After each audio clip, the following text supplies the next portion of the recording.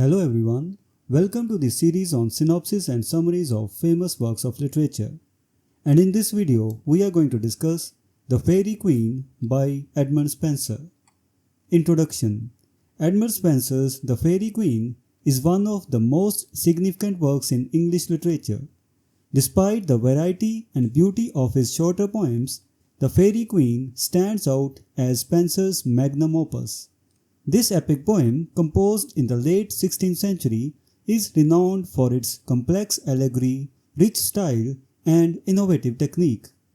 This video explores the key aspects of the poem, including its dates of composition, plot structure, allegorical elements, stylistic features, and technical achievements. Dates of composition. The Faerie Queene was published in installments. The first three books were released in 1589 after Spenser crossed to London. In 1596, the next three books followed. After Spenser's death, 2 cantos and 2 odd stanzas of Book 7 appeared. It was rumoured that more of the manuscript perished during the fire at Kilcolman, although this remains uncertain. These publication details reflect the episodic nature of the work and the challenges Spenser faced in completing his ambitious project. The plot, structure and scope. The plot of The Faerie Queene is notoriously complex and obscured by allegorical devices. Spenser initially planned for 12 books, each detailing the adventures of a knight representing a particular virtue. The poem's existing structure includes Book 1, The Knight of the Red Cross representing holiness, Book 2, Temperance, Book 3, Chastity, Book 4, Friendship, Book 5, Justice, and Book 6, Courtesy.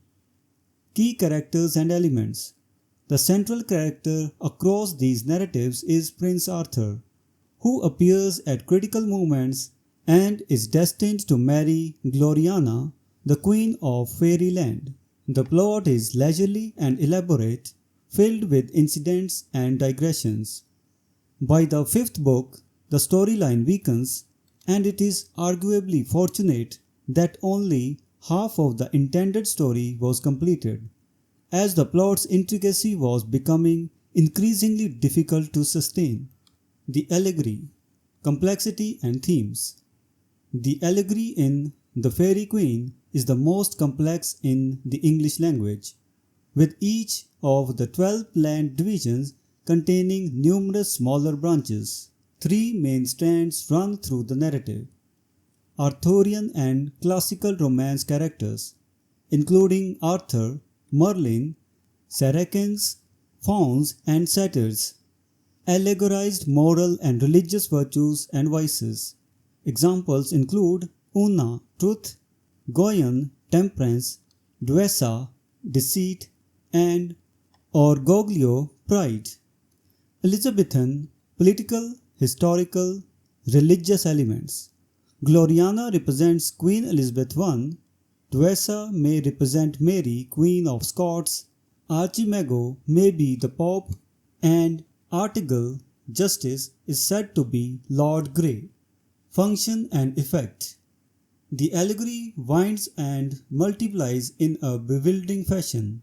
Elizabeth I, who is shamelessly flattered in the poem, appears as Gloriana, Belphoebe, Britomart, or Marcella. This intricate allegorical structure is ingenious but often retards the story's progression, making it both baffling and delightful for readers. The style. Rich and voluptuous. Spenser's style is celebrated for its richness and voluptuousness. Although the poem's diffuse nature and lack of sharpness can be seen as weaknesses, its beauty, subtle melody, graphic word pictures, and atmospheric depth stand supreme in English literature. Spenser's influence extends to many later poets, including Milton, Keats, and Tennyson. Notable features.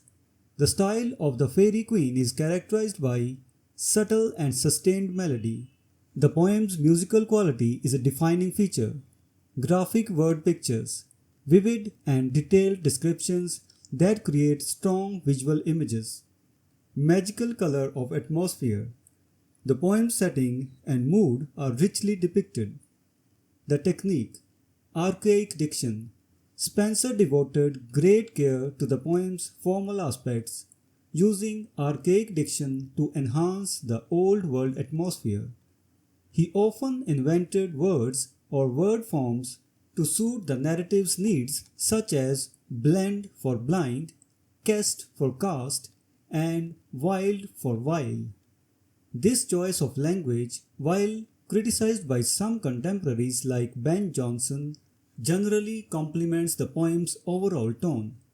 Spenserian stanza.